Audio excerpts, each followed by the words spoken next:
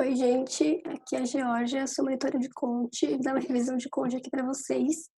Vou fazer 5 exercícios, 3 são exercícios maiores, né, balanço, fluxo de caixa, contas soltas, e 2 um pouco mais específicos, mas é que eu achei que foram importantes também.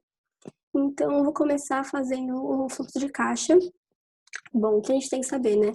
Sempre vai ter um balanço. Sei que no EAD tá um pouco diferente agora, mas vocês vão basicamente ter que saber as mesmas coisas, né? Então, pode pedir, às vezes, o número de variação de caixa de operações ou caixa de investimentos. Então, a ideia é a mesma, embora esse exercício seja no modelo que a gente usava mais no papel, né? No presencial. Enfim, então aqui o balanço, a DRE, eu vou fazer primeiro o método direto do fluxo de caixa, e depois o método indireto. Então, começando aqui. Do lado esquerdo do método direto, a gente vai simplesmente copiar a DRE que a gente tem em cima. Então, eu vou só deixar aparecerem os números aqui. A gente pode ver que é exatamente a mesma coisa. Então, estou aqui, copiei para cá. Agora, o que a gente vai fazer é ajustar a DRE com algumas contas do balanço, né, que tenham a ver com cada linha, que mostrem a realidade do caixa. Então, por exemplo, contas a receber, vendas, eu vou ajustar com contas a receber. Então, aqui, colocar o número, eu vou explicar o que ele é. 1.300 é a variação do contas a receber aqui do balanço de 0 para x1, sempre, né, olhando essa coluna que a gente vai olhar, então, da variação. Quando for um ativo, você vai mudar o sinal. Então, aqui ele teve 1.300 positivo de variação, você vai deixar 1.300 negativo. E quando for passivo, você não muda, você deixa o mesmo sinal. Bom, isso é porque, por exemplo, contextualizando esse ajuste aqui, se você teve um aumento no contas a receber, quer dizer que você não recebeu, certo? Então, você fez essa venda, parte dessa venda você não recebeu ainda, então você vai ajustar, porque no fluxo de caixa você quer só o que você realmente recebeu.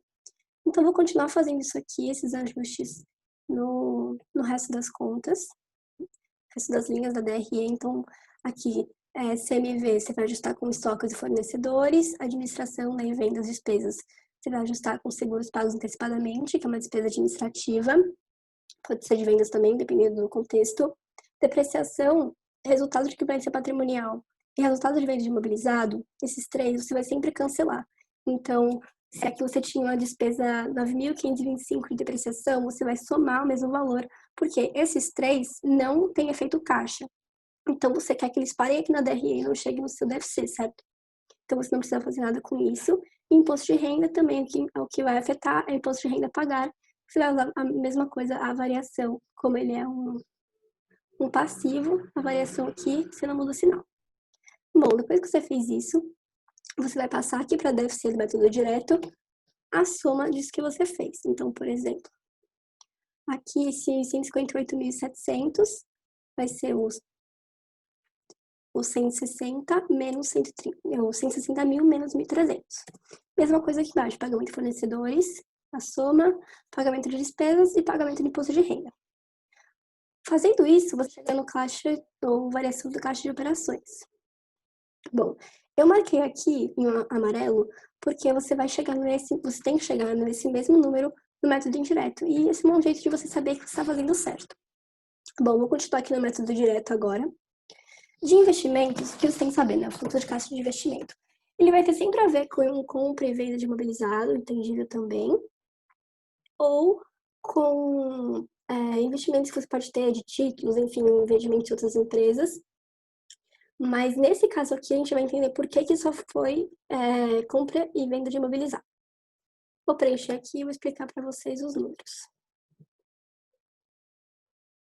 Essa venda de imobilizado, essa receita, veio dessa informação aqui do lado, que foi receita da venda de imobilizado, 21.667. Você apenas copiou para cá. Agora, como é que você sabe que teve compra de imobilizado? Você pode ver que dessa venda, o valor inicial desse ativo vendido era 32.500. Então, pela lógica, a conta de ativo imobilizado tinha que ser reduzido nesse valor. Então, a gente vem aqui, essa conta que eu tô falando.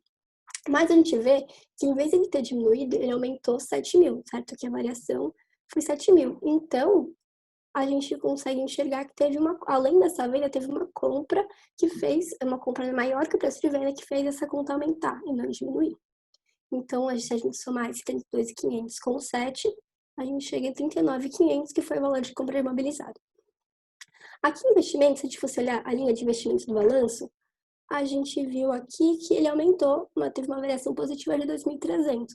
Só que não entra aqui porque, se você enxergar aqui na DRE, o resultado de equivalência patrimonial, deixa eu marcar, foi 1.300 também. E como eu já falei, ele é um ajuste não caixa, né? Ele não tem efeito caixa.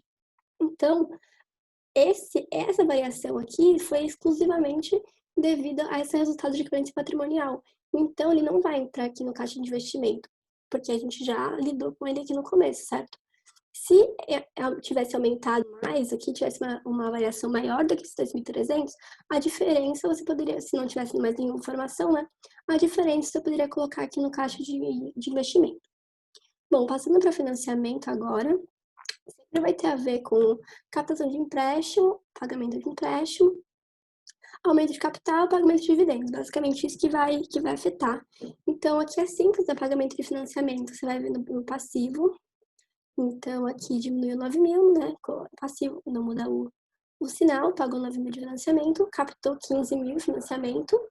Dá para ver aqui no balanço também, passivo não circulante. Aumento de capital, também vem na conta de capital social, então foi de 62 para 64, aumentou 2.000. E por último, tem pagamento de dividendos, que também faz parte desse bloco de financiamento. Como é que a gente vai chegar nesse número aqui? Bom, a empresa paga dividendo do lucro líquido dela. Então, a gente tem o lucro líquido aqui na DRE.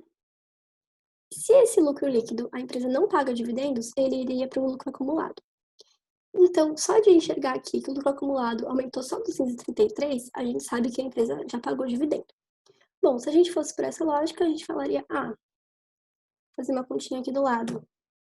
De 29.233, a empresa pagou, tá até aqui, deixa eu tirar. A empresa pagou 29.169 de dividendo. Só que tem que prestar atenção também que, por exemplo, nesse fluxo de caixa, tem um dividendos a pagar de 200. Então, esse 200 também não saiu do caixa dela ainda. Então, eu vou tirar 200 disso aqui para dar 28.969, que é quanto ela pagou de dividendos. Então, é esse número que está aqui, ó, pagamento de dividendos, 28.000. Bom, chegando aqui nesses três resultados, né, caixa de operações, de investimento, fazer a soma aqui, e de financiamento, fazendo a soma desses três, você chega na variação do caixa.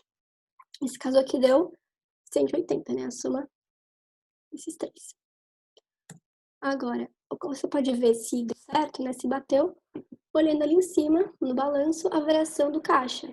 Aqui, ó, se a gente vê, deu certo, tá? Menos 180 mesmo. E na linha de baixo, eu só copiar, então foi de 1.400 para 1.220, que é exatamente o que está aqui em cima. 1.400 e 1.220.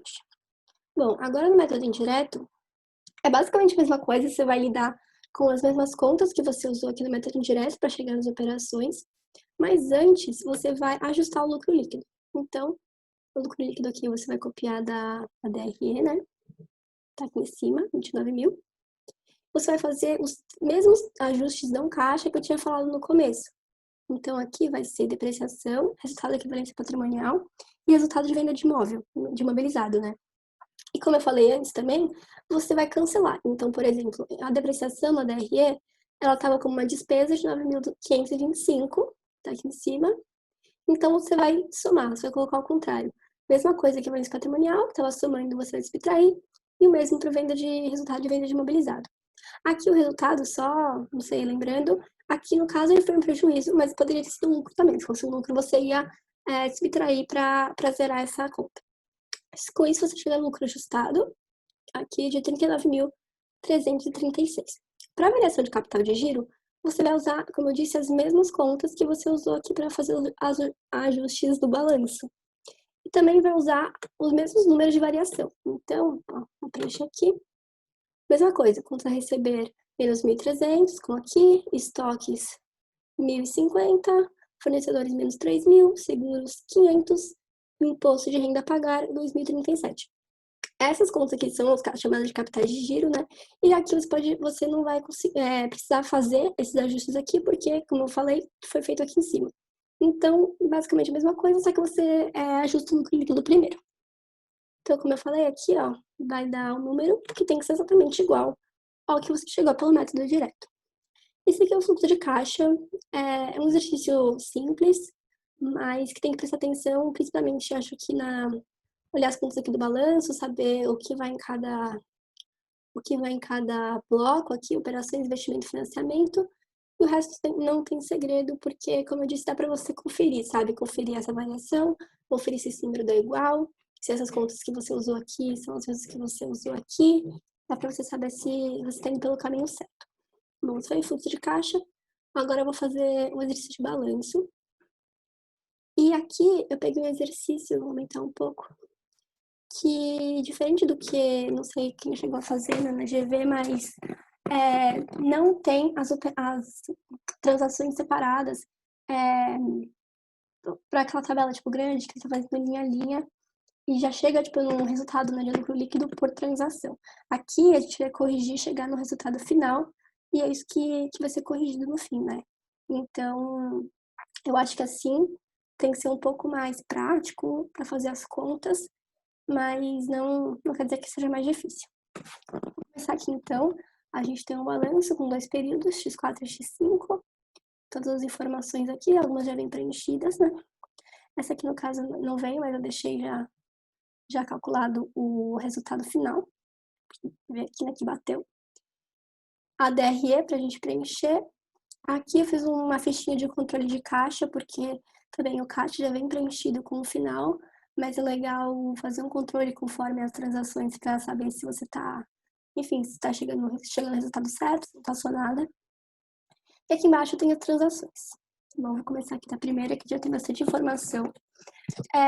Vou ler aqui. No início do ano, a empresa modernizou seu parque industrial. As máquinas antigas foram vendidas à vista por 8 mil. Então, o que eu acho legal nessas transações assim conforme você tem uma informação, já pensar, né, no resultado dela, porque se você deixar para ler até o fim, às vezes você perde alguma coisa, porque realmente tem várias coisas misturadas aqui, né? Nessa primeira, pelo menos. Então, aqui, as máquinas antigas foram vendidas à vista por 8 mil. Então, você já sabe o quê? Que as máquinas antigas foram vendidas. Quanto que eram as máquinas antigas? 30 mil. Então, tipo, você já sabe que todas foram vendidas. Esse 30 mil aqui vai sair. Também vai sair os 8 mil de depreciação, né? Que você vendeu os equipamentos, a depreciação vai junto com eles, vamos dizer assim. Aqui vai ser zerado, então. E você recebeu 8 mil por elas. Esse 8 mil foi à vista, entrou no seu caixa. Então, vou começar aqui com a fichinha de controle de caixa. Aqui é o saldo inicial, que também já é dado, 20 mil, tá aqui em cima. 20 mil, você ganhou 8 mil das máquinas. É isso que aconteceu. Depois, para adquirir as máquinas novas, que custaram 50 mil reais, a empresa obteve financiamento em dólar com vencimento no final de 5 anos. Então, qual é a informação aqui? Que custou 50 mil reais, mas foi em dólar. Então, o que a gente precisa saber, né? Na verdade, ela pegou um empréstimo de 25 mil dólares, porque no início, quando ela pegou, custava R$2 o dólar, né? Cotação. Então, num primeiro momento, o empréstimo dela, a gente pode colocar aqui, custava 50 mil reais. Deixa eu arrumar. Certo? Porque quando ela pegou, o dólar estava 2.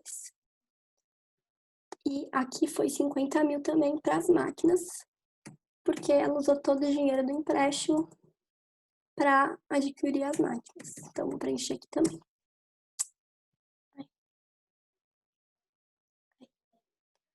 Ok, enquanto foi isso. A vida útil das máquinas é de 10 anos, então tem uma depreciação aqui de 5 mil por ano, certo? 50 dividido por 10. Eu vou preencher a depreciação aqui também. Já dá para saber, porque aqui é acumulada, porque já passou um ano, né? Foi no começo do X5, então em 31/12 já ocorreu a depreciação de um ano. E também vou colocar aqui já na DRE a despesa de depreciação de máquinas, tá aqui, vendo 5 mil. Também já que tá aqui em cima. Bom, então, continuando a questão do dólar, a cotação do dólar no início do ano era 2, então, como eu falei, 25 mil dólares. E no final do ano era 1,50. Então, o que a gente tira disso, né? que no fim o valor do empréstimo dele vai mudar, vai abaixar, porque ele pegou esses 25 mil dólares, primeiro, que eram 50 mil reais, mas agora esses 25 mil dólares são, na verdade, no final do período, né, 37.500 reais. Então a gente muda aqui esse valor, ó, tira 50 mil, 37.500. Por quê? 50 mil seria no começo do ano. Como esse quadrado aqui, né, é já pro fim do ano, você coloca o valor mais atualizado, 37.500. Mas, o que aconteceu? Você tinha colocado, pegou 50, como tá aqui nas máquinas, né? Mas você vai pagar 37.500 no final do seu empréstimo. Então, você acabou ganhando 12.500 reais, certo? Essa variação, que foi positiva para você, vai aqui para variação cambial como uma receita, 12.500.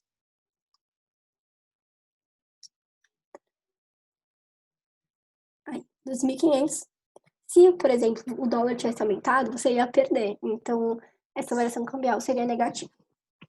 Continuando lá, a mesma transação ainda, os juros são de 10% ao ano para janeiro de cada ano com índice X6. O que a gente pode pensar aqui, quando ele fala índice X6, é que em X5 você não precisa fazer nada com esses juros, que você não vai pagar ainda. Mas como a gente vai pagar em janeiro, a gente já tem que deixar reconhecido aqui no balanço, na DR também, né, a despesa, porque esses juros já, enfim, já estão correndo, só vai pagar em janeiro. Então, 10%, lembrando que esses 10% aqui já são sobre o valor atualizado, tá? Então, esse é o juros de 3.750. Vou colocar aqui, juros a pagar, 3.750. E também na DRE, despesa de juros, aqui, 3.750.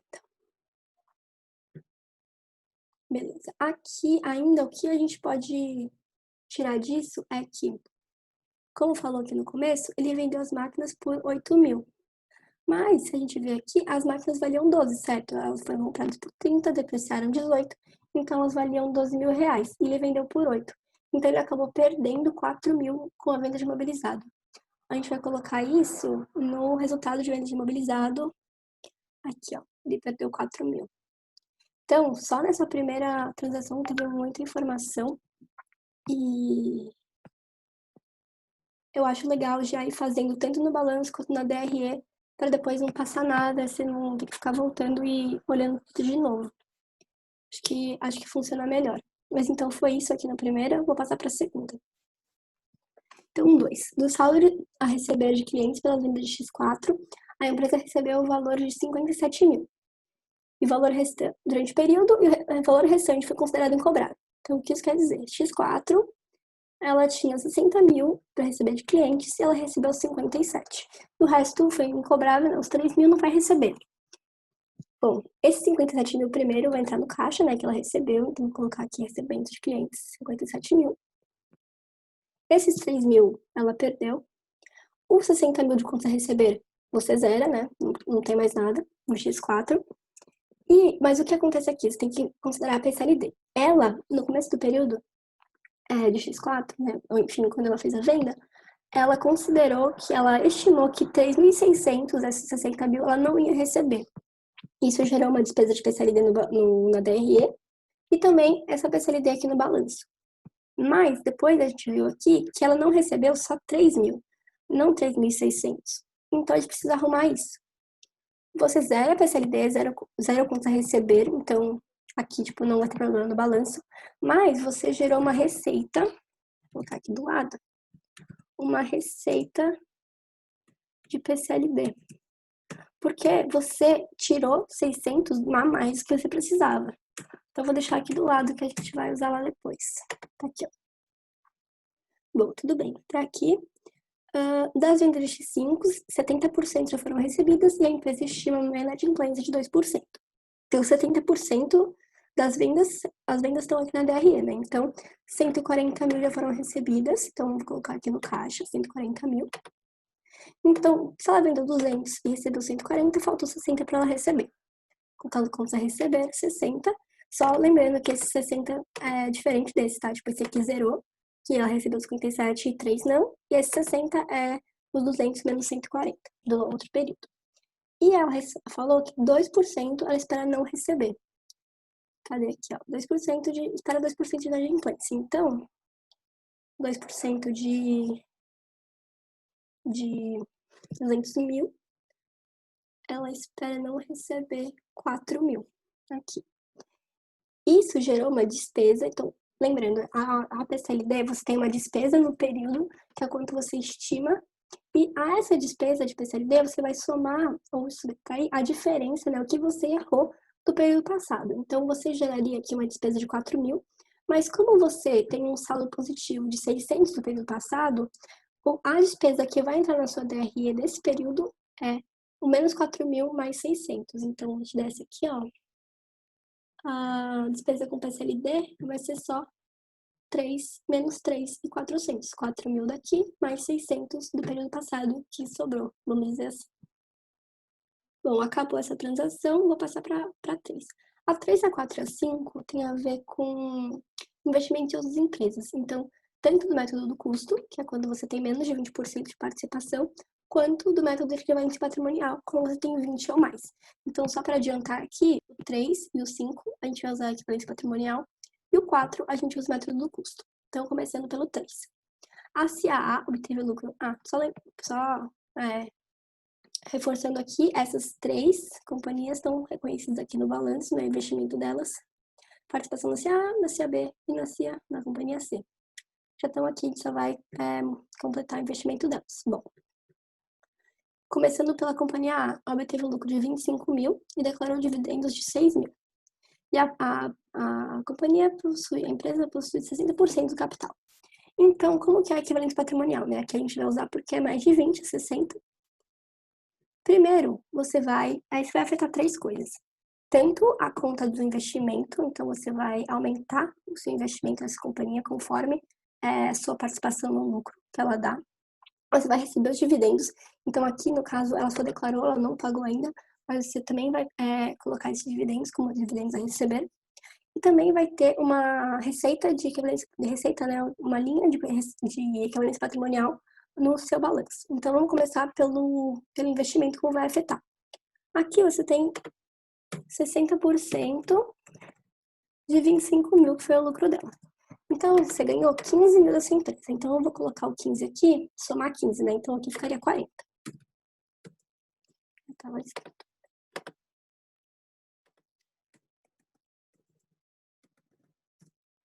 Ficaria 40. Mas,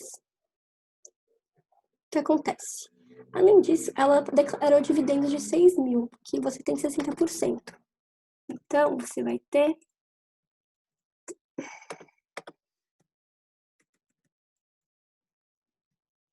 3.600 dividendos para receber. Só que você tem que tirar esses valores de dividendos desse investimento, senão você estaria fazendo uma dupla contagem. Então, eu vou tirar esses 3.600 daqui da parte de investimento, vai ficar 36.400, e vou colocar no dividendos a receber, que vocês entendem que se eu deixasse nos dois, eu estaria reconhecendo 2 vezes esses dividendos, viu? Não pode fazer isso. Bom, tudo bem aqui. Além disso, como eu falei, tem uma linha da DRE que fala dessa equivalência patrimonial. Mas aqui você vai usar só esse valor aqui, que é a sua porcentagem no lucro. Então, 15 mil, vou colocar aqui. Na verdade, eu vou deixar esse 15 mil aqui, vou marcar, porque tem mais um, então depois eu vou somar. Então, tá aqui. Na CAB, na companhia B, ela teve lucro de 18 mil, pagou dividendos de 7.500, mas você tem só 10%. Então, você usa o método do custo, que acontece? Você vai só ter uma linha de receita de dividendos na DRE, e isso vai entrar ou no seu caixa, ou dividendos a receber. Aqui, como ela pagou, vai entrar no seu caixa. E não tem nada a ver com o seu lucro, você vai ver só o dividendo, o lucro da empresa, né? Então, você vai ter 10% de 7.500, você vai ter dividendos dessa companhia B de 750.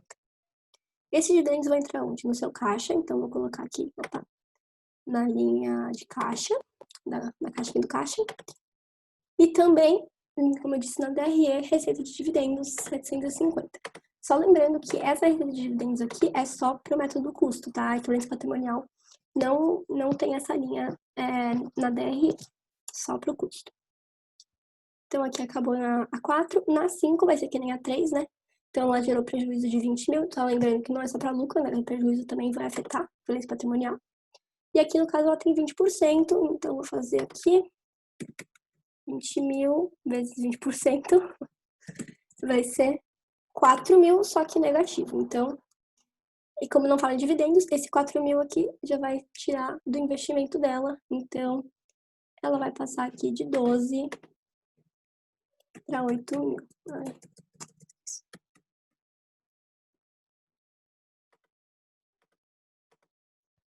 12 para 8 mil. E aqui na B não muda nada. Beleza. Ah, tá. Daí só, como eu disse, aqui vai... A equivalência patrimonial tem uma linha da RE também. E aqui eu vou fazer, como tem uma linha só, né? Vou juntar esses dois, o 15 e o 4 negativo. Então, vai ficar a equivalência patrimonial de 11 mil na DRE. Tá aqui, resultado de equivalência patrimonial, 11 mil. É isso. Continuando aqui no 6. Os prédios classificados como propriedade para investimento têm vida útil de 50 anos, com depreciação linear e valor residual estimado de 10 mil. A empresa optou por avaliar esses prédios pelo método do custo. Então, o que a gente tem que ver aqui é o valor desses prédios que estão aqui no balanço. Então, cadê? Prédio 42 mil. Então, eu vou seguir o que ele fala para chegar na depreciação. Tem aqui essa tabelinha que dá para usar. Então, o custo dele, 42 mil, que está no balanço. Ele fala valor residual de 10 mil. Então, o valor depreciável é o custo menos o valor da residual, né? 32 mil. Então, esses 50 anos aqui vão ser, esse 32 vai ser dividido por esses 50 anos, né? 50 anos aqui. Você chega pelo método de depreciação linear, né? Uma depreciação de 640, nossa, é a divisão aqui, né? 32 dividido por 50, R$ 640 por ano de depreciação desse prédio. Isso vai entrar na DRE, então, como uma despesa de depreciação, vou colocar aqui. Ó, despesa de depreciação, propriedade para investimento, prédio. E também aqui na depreciação acumulada. 640. E aqui continua 42, porque é o mesmo valor do prédio. Estamos acabando aqui desse lado. A última transação que tem aqui é do dividendo. Então, na mesma linha do que eu falei no fluxo de caixa, você tem que ver do lucro líquido, o que a empresa vai deixar no lucro acumulado, o que ela vai pagar dividendos. Aqui ela teve o lucro líquido de... não coloquei a soma aqui. A soma de todas essas linhas da DRE.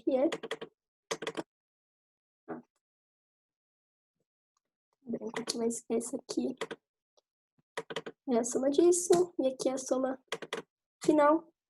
Esse é o lucro líquido, você vai pagar 25% disso em dividendos. Então, aqui vai ser isso vezes 25%. Esse valor você paga em dividendos, e o resto, né, que é o lucro líquido, menos esse valor de dividendos, vai ser o quanto vai para o seu lucro acumulado. Então, isso aqui vai sair do seu caixa, porque os dividendos já foram pagos, então vou colocar aqui, pagamento de dividendos. E o resto vai para o lucro acumulado, então eu vou somar ao que já estava aqui em lucro acumulado. Então, esse resultado aqui vai ser o saldo inicial de lucro acumulado mais o que restou depois dos dividendos. Então, aqui, certo? Bom, assim, dá para ver que o balanço bateu aqui, né, dos dois lados, do X4 e do X5, e a gente preencheu as caixinhas já. Todas as caixinhas tinham que ser preenchidas. Mas, se você quiser calcular ainda para fechar esse resultado do caixa, porque esse resultado, como eu disse no começo, já é dado, né? Mas aqui, se você não tivesse esse resultado aqui, você acharia que não teria batido. Faltou você saber o quanto ele pagou das compras. Como você chega no valor de compras primeiro? Tem a equação, né, do estoque, que é estoque final, o estoque inicial, mais compras, menos CMV, isolando compras aqui, ó, CMV, mais estoque final, mais estoque inicial, e todos esses dados já estavam no exercício, então, fazendo uma soma aqui, ó, é os 110 mil do CMV, mais o estoque final, menos o estoque inicial. Então aqui dá para saber que ele fez 107.700 de compras. Esse valor ainda é diferente do que está aqui de pagamento, porque além de comprar essas aqui, ele também pagou fornecedores que já estavam, ele estava devendo de antes. Então, saber quanto ele pagou aqui, ó. Pagou 2.760 para fornecedores. Se você somar isso aqui a isso aqui de compras, vai dar esse número, que foi quanto foi ele pagou para fornecedores enfim, do estoque dele. Então, com isso, bateu o caixa aqui, com o caixa que já era dado aqui, o saldo final, também todo o resto do balanço. Então, achei esse exercício bom, porque ele cobre bastante matéria que, enfim, foi depois da parcial, né, que não foi cobrada ainda, eu acho, e tudo dentro do mesmo exercício de balanço, que, enfim, o exercício tem que saber, né, saber toda a estrutura também da RE. Bom, agora eu vou para o exercício de contas soltas, que é bem mais simples, mas eu coloquei porque tem algumas questões de nomenclatura, eu acho que pode gerar alguma dúvida. E também de venda de imobilizado, que sempre cai tanto em balanço quanto em fluxo de caixa, e acho que tem que tá bem claro. Então, eu vou fazer esse aqui de contas soltas agora. Então, isso é, tipo, como eu disse, as contas estão soltas aqui, não tem diferenciação, né? O que vai aonde, você teria que saber. E também, esse balanço aqui, eu montei, não sei como funcionaria no EAD, mas se, enfim, numa prova normal, você teria que saber também a estrutura da DRE e do balanço para montar. E não seria dada, né, as contas, a ordem, enfim. Então, o importante aqui é saber o que são contas de balanço e o que são linhas de DRE. Então, por exemplo, o que pode gerar alguma confusão aqui? Depreciação acumulada, depreciação amortização e depreciação do imobilizado vendido. Depreciação acumulada, tudo que for acumulado, tem aqui também amortização acumulada aqui em cima, vai ser a conta redutora do balanço. Então, essa aqui, ó. Depreciação acumulada, que vai reduzir o valor imobilizado no balanço. Nunca essa depreciação acumulada de vários períodos, vários anos, vai estar na DRE. Porque a DRE, né, isso aqui é só do período. Então, o que vai aparecer na DRE é a depreciação e a amortização apenas, ou enfim, pode estar como despesa de depreciação, despesa de amortização. Então, essa é uma despesa que ocorreu no período, e ela vai ser passada para depreciação acumulada, só que a diferença é que aqui no balanço já está, né, uma sequência, né, de depreciação, todas ali, e na DRE é só daquele período específico. Outra coisa que acho que pode gerar alguma dúvida, alguns nomes diferentes, então disponibilidades, você poderia ir por eliminação, mas é caixa, também às vezes consegue receber clientes e fornecedores com a pagar, também acho importante lembrar o que é. Algumas coisas, por exemplo, receita de vendas, vou marcar uma cor diferente aqui, coisas que são, né, claro, apenas a DRE, então, receita de vendas, imposto de renda. Então, outro exemplo aqui, né? Imposto de renda a pagar, imposto de renda. Imposto de renda a pagar vai estar no balanço. Tudo que for a pagar, na verdade. Então, salário a pagar, contas a pagar. E o imposto de renda sozinho, assim, ou despesa de imposto de renda, vão estar na DRE. Mesmo que aqui você pode ver que o valor é igual. Mas não necessariamente é. Algumas outras coisas, lucros acumulados, são contas de balanço, capital, conta de balanço. Então, acho que tem que ter isso bem claro para quando você, às vezes, está acostumado a ver já pronto, assim, mas para se tá solto, às vezes pode confundir, gerar aí uma confusão. Eu vou só preencher aqui, acho que não tem muito segredo, porque são os mesmos números, né? Se eu copiar os mesmos dos mesmos períodos, né? X1 e X2, não trocar, às vezes o mais recente vem antes, depende, já vi dos dois jeitos. E então, ó, não tem muito segredo aqui, por exemplo, sei lá, capital, só copiar aqui. O que eu acho que dá para chamar atenção aqui é a venda de imobilizado. Então, vamos ver aqui dessa tabela o que mostra que tem uma venda de imobilizado. Como eu já falei aqui, depreciação do imobilizado vendido, vou colocar laranja. O que mais? a custo do imobilizado vendido e receita. Cadê? Receita de venda de imobilizado. Então, com essas três informações, você sabe que teve uma venda de imobilizado, certo? Mas você precisa chegar aqui nesse resultado, como a gente fez nos exercícios anteriores. Então, ó, como que você vai chegar nesse 4.000 aqui que foi no X2? Tá só no X2 porque nesses três, no X2 dá pra ver aqui, estão só de um lado. Então, vou colocar aqui a receita, o custo do ativo e a depreciação. Então, primeiro, por quanto você vendeu? Foi por 16 mil. 16 mil, quanto você pagou por ele? 20 mil. E ele já tinha uma depreciação de 16 mil. Aqui, essa depreciação é só desse ativo, tá? Porque aqui, às vezes, no imobilizado, que o número tá bem maior, mas entra depreciação de vários ativos, não dá pra, tipo, o exercício dar separado pra você. Então, o que você entendeu aqui? Que esse ativo valia, desculpa, a depreciação é 8, copiei errado.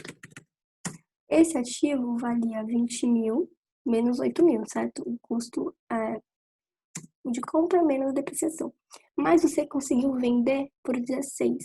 Então, isso mostra que você teve um lucro, né? Um resultado positivo aí da venda que entra aqui. Então, esse aqui é meio que a gente já tinha visto, mas eu quis, acho que é a única coisa que não tá muito clara, acho, nesse exercício, além dessas nomenclaturas que eu falei, prestar atenção também em saber, né? Enfim, prestar atenção em saber montar uma estrutura do zero de balanço e DRE.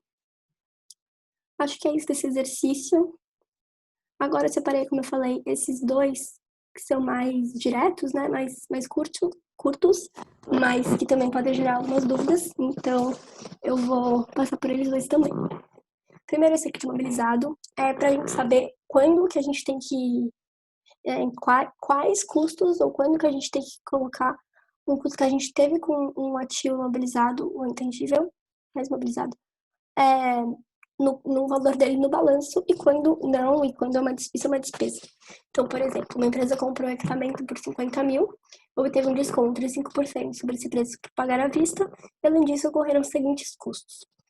Então, teve frete, taxa de instalação elétrica, reparos para manuseio, aluguel de guindaste e seguro de um ano para equipamento. Quais desses aqui, então, que a gente colocaria no valor do ativo? Vou marcar. Frete, acho que é legal pensar que o que você precisa para trazer esse imobilizado para você, para que ele funcione para você, tenha a sua função, né? Então, frete, claro, porque você precisa trazer até você. Instalação elétrica também, porque é necessário. Aluguel de guindaste também pela função também de transporte. Mas reparos e seguros não vão entrar. Os dois, tipo, o seguro vai ser uma despesa daquele tipo antecipada, então você reconhece e vai descontando, né, ao longo do período, então para aqui ao longo de um ano, como uma despesa, e reparos também, porque não é do custo do ativo, foi, né, como está escrito aqui, o manuseio incorreto, uma despesa que incorreu a mais. Então, vão entrar esses quatro aqui, e também lembrando que o desconto entra, você vai descontar isso do o que você vai reconhecer. Então, aqui embaixo, só, né, fazendo a continha, 50 mil da compra, 5% dos 500 de desconto, daí eu somei frete, instalação elétrica e guindaste. No final deu 52.070, aqui poderia ter separado, então, por exemplo, você para esses 50 mil, ou, né, 57.500 foi um empréstimo, então, você poderia ter pegado o empréstimo e ter comprado a máquina, e o resto pagado à vista, e sair do seu caixa, ou não, você poderia ter pago tudo à vista, não importa, mas esses todos aqui vão estar no seu valor do seu ativo, no balanço. Agora, de impairment, só lembrando, impairment é um teste que você faz para ver se você precisa reduzir o valor do seu ativo no balanço. O que é importante lembrar é que, por exemplo, se você comprou uma casa, enfim, um ativo por, sei lá, 100 mil e depois você vê que ela vale 120, você não pode aumentar o valor desse ativo. Você só pode ajustar uma perda por impairment que a gente fala. Então, é isso que a gente vai fazer aqui. E se, por exemplo, você faz o teste, você vê que o seu valor contábil, o valor do seu ativo está acima do que acima não, tá abaixo do que o valor recuperável, você não vai mudar, você vai deixar do jeito que ele tá. Você não vai fazer esse ajuste para cima, apenas para baixo. Então vamos ver como ficaria nesse caso aqui. Em 31 de dezembro, a NCA comprou ativos intangíveis por 700 mil, com vida útil de 10 anos. E depois, 4 anos depois, ela determinou que o valor recuperável desses ativos era 370 mil. Então, dessas informações aqui, e tem 4 perguntinhas, que é a despesa de amortização, intangível, né, o valor da amortização acumulada 4 anos depois, a perda por impairment e o saldo final. Bom, começando aqui no A, o custo é dado, então 700 mil. O valor residual não falou nada, ele poderia ter falado que no fim da vida do ativo ele vale 100 mil ainda. Então, você colocaria aqui 100 mil e o valor amortizável seria 600. Mas nesse caso, não tem, é zero. Então, o valor amortizável é igual ao valor do custo. E a vida útil ele deu também aqui 10 anos. Então, a despesa de amortização por ano é 70 mil. Então, bem simples, a gente tinha feito isso. E lembrando, então, que essa despesa aqui seria tirada tanto do balanço quanto da DRE, né? Na B, então, de novo, o custo. Total de anos de uso, então, de X2 para X6, 4 anos de uso. E amortização acumulada, o que é isso aqui? Então, essa aqui seria a parte do balanço, que somando a despesa de cada ano durante 4 anos. Então, seria 4 vezes a despesa de um ano. Então, 70, 280. Então, aqui multiplicou a despesa pelo número de anos. Se fosse, sei lá, 3 anos, seria apenas 70 mil a menos. Isso aqui fica lá como uma conta redutora do balanço. A perda por impairment. Vamos lá. O valor contábil, então, é 420 por quê? O valor contábil, né, o valor líquido, é o valor de custo, quando você pagou, menos a amortização acumulada até aquele período. Então, a gente faz essa subtração aqui, ó, chegando ao valor contábil, e é isso que você vai comparar com o valor recuperável. É isso que eu disse quando a gente vê, eu acho que meu imóvel tá valendo mais, meu ativo tá valendo mais ou menos que tanto que o valor recuperável de venda dele. É isso que você vai comparar. Então, não quanto você pagou, mas quanto ele está valendo hoje, considerando a depreciação. O valor recuperável é dado pelo enunciado, então 370 mil, tá aqui. E a perda por impairment, então, é essa diferença. Por quê? O que aconteceu? Ele tem um registro no balanço dele do ativo por 420 mil, mas o máximo que ele consegue recuperar desse ativo é 370. Então, como está menor, ele tem uma perda de 50 mil, né? 420 menos 370. Se, como eu falei anteriormente, ele tivesse valor contábil 420 e valor recuperável de, sei lá, 450, ele não faria esse ajuste, tá? Apenas para baixo, isso é importante. Enfim, continuando. O custo, de novo, é dado. A amortização acumulada também, então aqui 280 a gente calculou. Desculpa. E a perda por impairment, que foi o que a gente calculou aqui em cima, 50 mil. Então, no saldo final, o novo valor líquido desse ativo é 370. Por quê? O valor líquido dele, normal, antes desse teste, era 700 menos 280, a gente chegou a 420. Depois do teste por impairment, ele viu que ele tinha que reduzir o valor no balanço, ele reduziu, e agora esse novo valor é 370, depois do ajuste da perda. É isso, gente. Esses foram os exercícios que eu trouxe. Eu vou deixar meu e-mail aqui, vou escrever. Se alguém tiver alguma dúvida, estou à disposição aí no fim de semana, enquanto vocês estudam. Podem me mandar. Espero que essa aula tenha ajudado. Fazer um resumo que eu achei que seria mais relevante para vocês. Boa prova. Como eu disse, qualquer coisa estou à disposição. Acho que dá para ver aqui o e-mail, né? Até amanhã.